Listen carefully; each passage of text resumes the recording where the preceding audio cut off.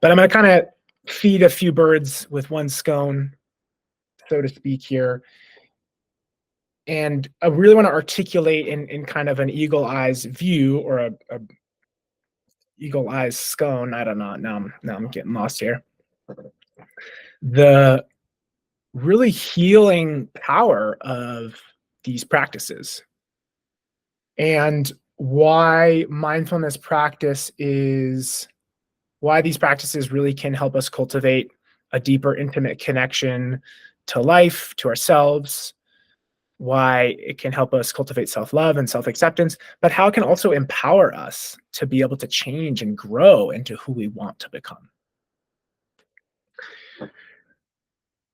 My teachers, Jack Kornfield and Tara Brach, speak of mindfulness as a bird with two wings. And there is the wing of awareness. And this is mostly what we've been practicing, you know, intentionally guiding our attention to aspects of experience, direct experience, that we want to pay attention to, that we want to bring awareness to. And we talked about the four foundations of mindfulness: the body, thoughts, feelings, and then other deeper types of experiences of life, such as impermanence or craving. And how there's this vast territory that we can become mindful of, and we don't need to be mindful of it all the time.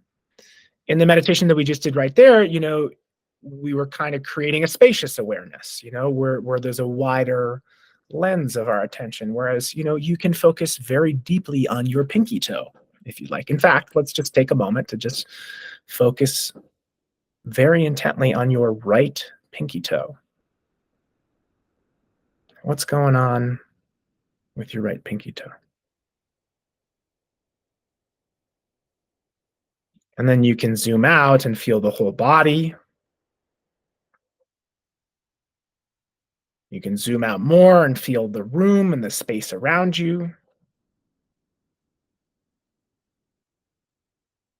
You could zoom out more and imagine the city block around you and all the homes and the people and the parks and the animals,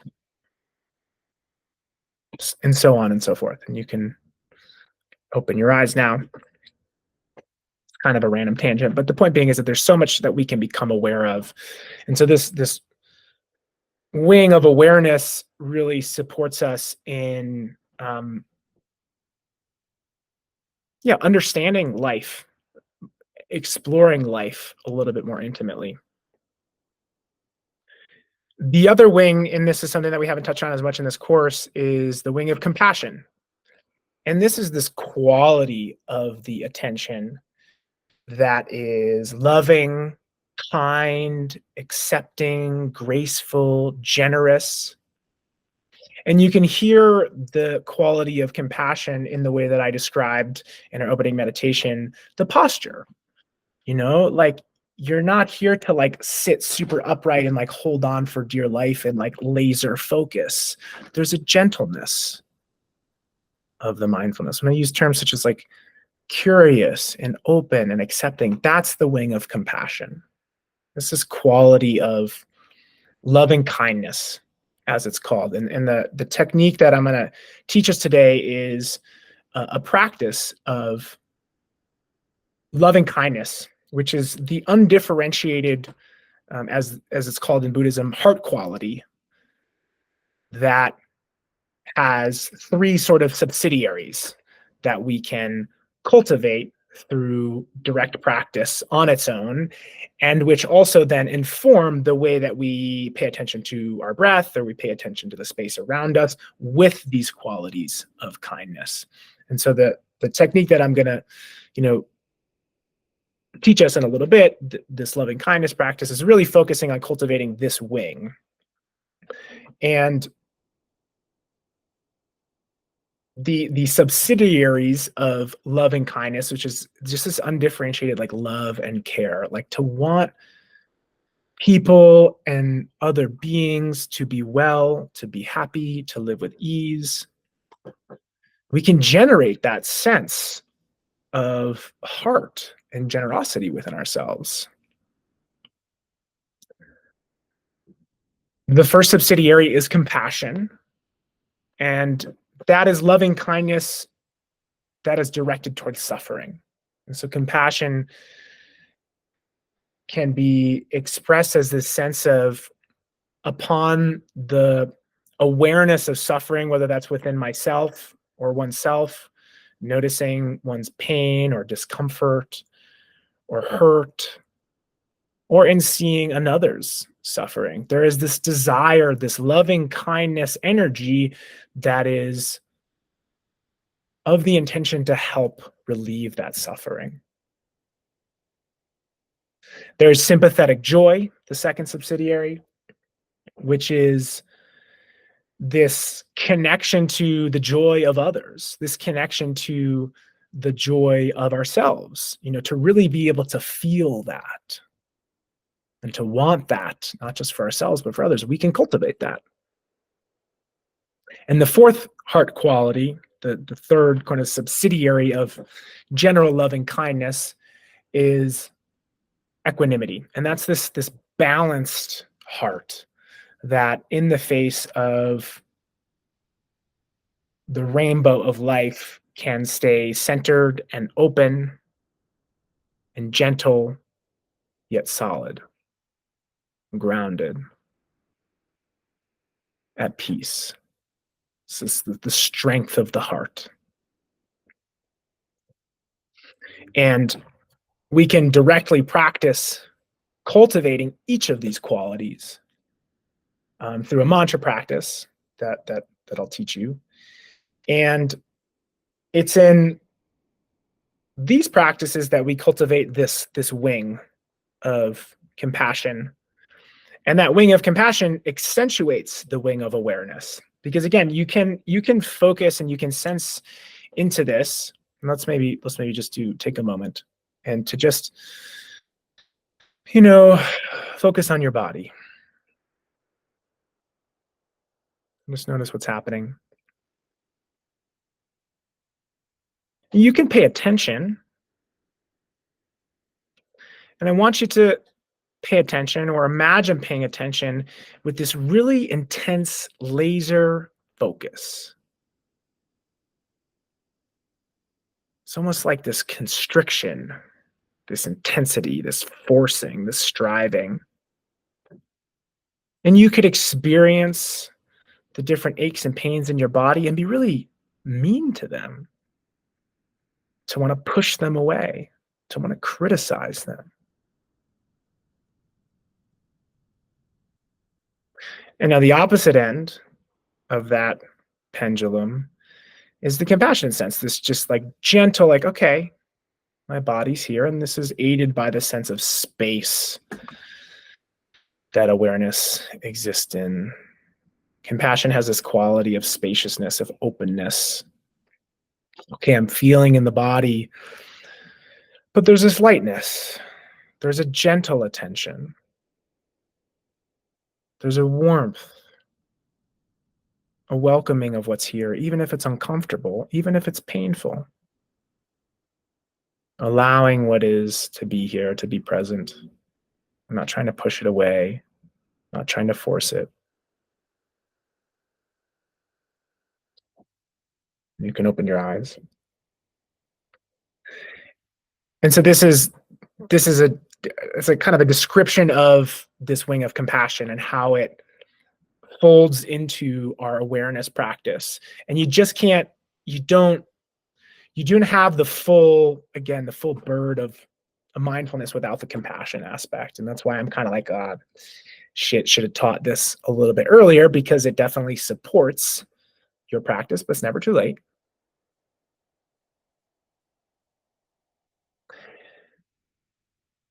And these two wings together, I think in personal growth language, are really a powerful platform for self-love and self-acceptance. For really being able to turn towards yourself and be with the full human experience, your thinking mind, your emotions, your aches and pains, your pleasures, your joys. That is intimacy with oneself, and that is remarkably healing.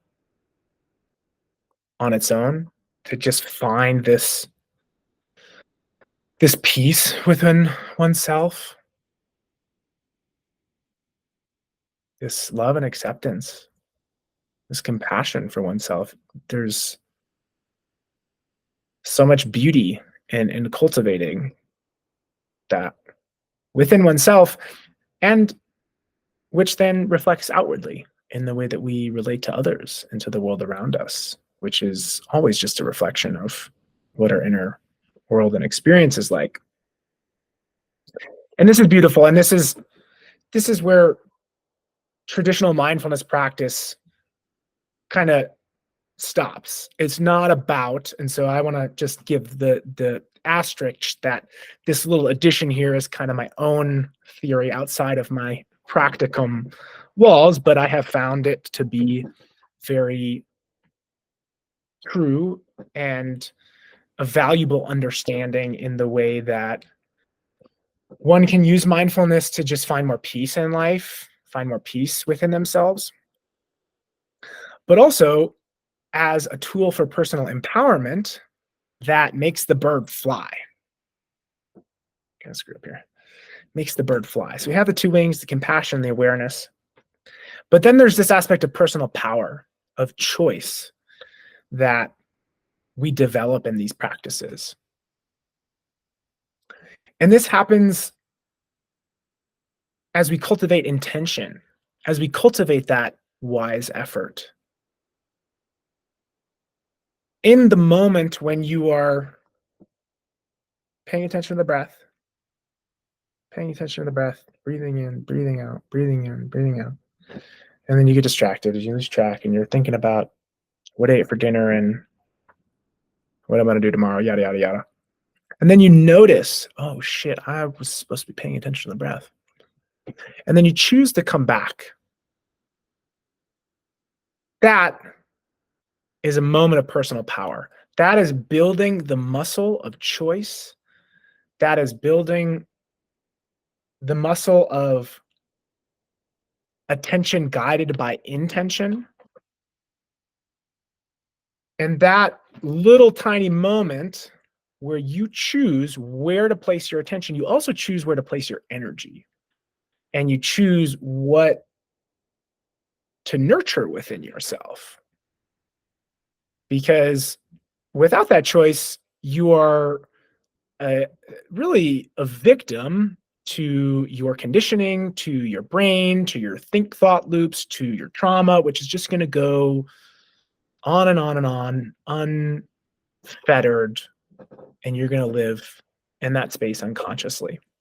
And so in those really powerful moments, which compound over time as we practice, where we start to come back to where we want to be, where we want to focus, we are building the personal power to recreate ourselves, to create our experience through the direction of our attention.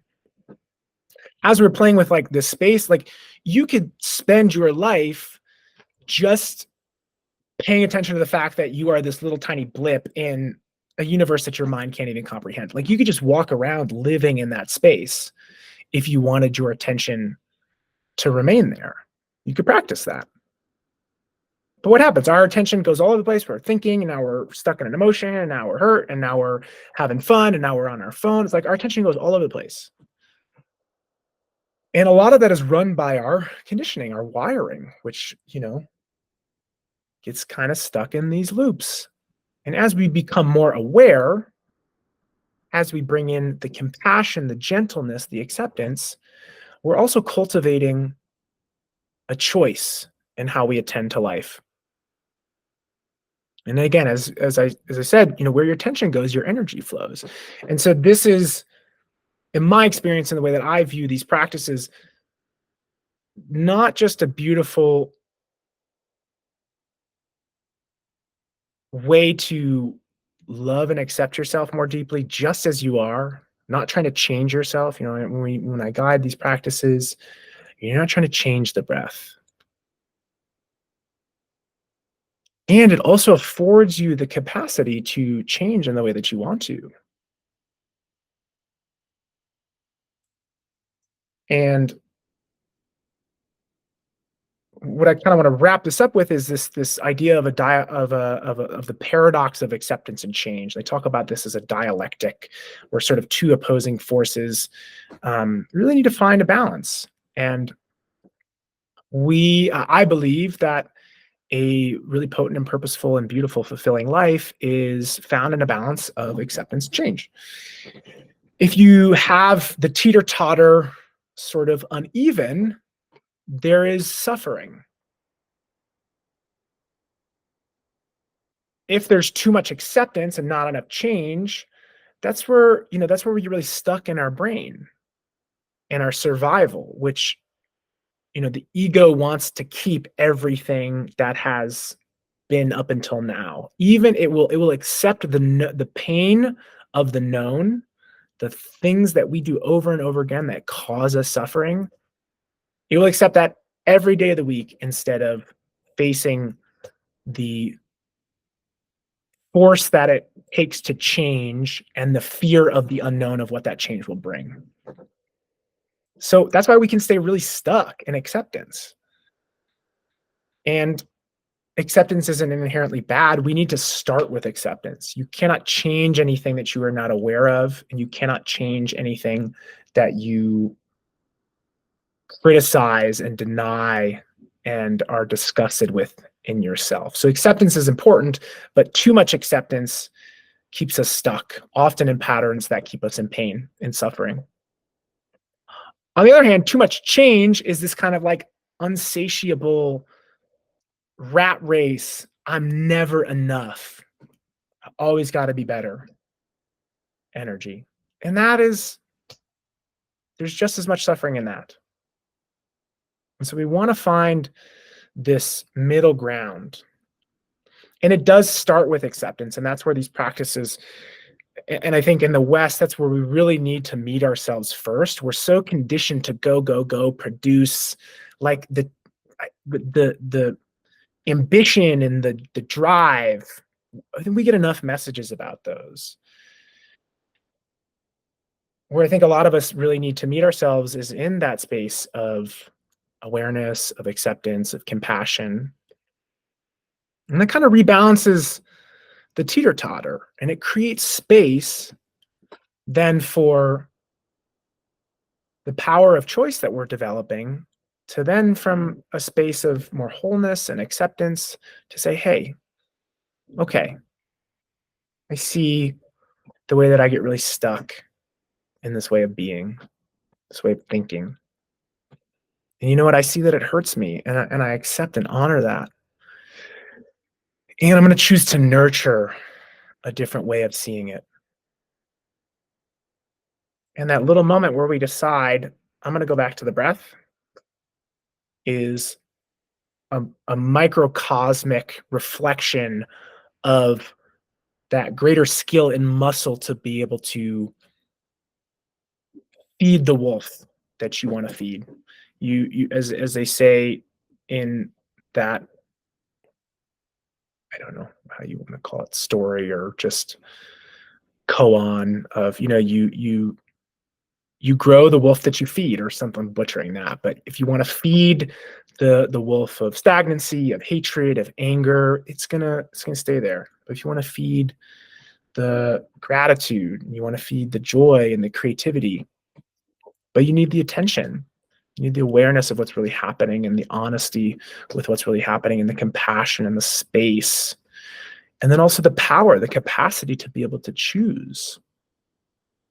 And so this bird of mindfulness is, for those reasons, I believe, the most potent force for a purposeful, fulfilling, and self-actualized, and inevitably self-transcended human life. And we can practice all these little aspects in different ways. And I've equipped you with a bunch of awareness practices, and I want to equip you with a compassion practice. And inherent in all of these is the power of choice. And you can take this way of relating to life into any and all other kind of modalities or personal growth work that you do, whether that's healing trauma, or learning to love yourself more, or trying to, bring to life a project that's important to you. All of this is going to inform the way that you relate to life and yourself in a loving and empowered way.